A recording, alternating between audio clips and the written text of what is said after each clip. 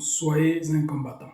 Il y a longtemps, et même très longtemps, dans la Chine de royaume de combattants, vivait un philosophe et stratège militaire du nom de Sun Tzu. Ce sage écrivit un livre intitulé L'art de la guerre et dans certaines pages de ce grand classique de la stratégie, il est écrit ceci: la guerre est une affaire d'une importance vitale. C'est la voie qui mène à la vie ou à l'anéantissement. Il est indispensable de l'étudier à fond, d'en connaître les 5 facteurs fondamentaux et surtout le premier de ces facteurs qui est l'influence morale ou l'aspect moral. Curieusement, quelques milliers d'années avant Sun Tzu, un patriarche nommé Job avait déjà compris que la vie de l'homme sur la terre était une guerre. Ainsi, il dira que le sort de l'homme sur la terre est celui d'un soldat. Mais hélas, aucun soldat ne peut déclarer qu'il est perplexe à cause des agitations dues à la guerre.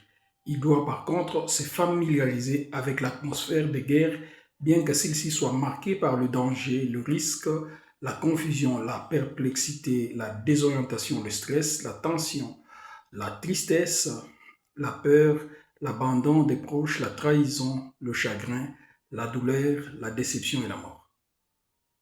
Et toujours à l'esprit que l'atmosphère du ministère est celui de la guerre, tout comme l'atmosphère du travail, celui de la politique, des études, du mariage, de l'amitié, du commerce, etc. Et d'ailleurs, en hébreu moderne, on utilise le terme hébreu essek pour parler des affaires ou de toutes les autres occupations auxquelles l'homme s'adonne pour gagner sa nourriture quotidienne. Pour bien comprendre le concept essek, posons la question au patriarche Isaac car il en a expérimenté dans Genèse 26-20.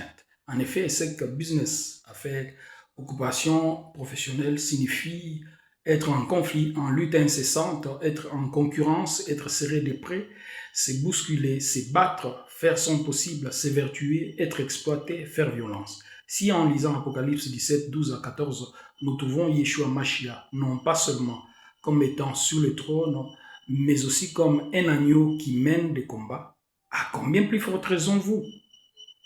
Si vous êtes destiné à être sur le trône, ayez le moral d'un combattant et ne craignez pas de combattre. Ainsi, vous serez victorieux dans tous les domaines de votre vie, dans le domaine affectif, matériel, professionnel et spirituel.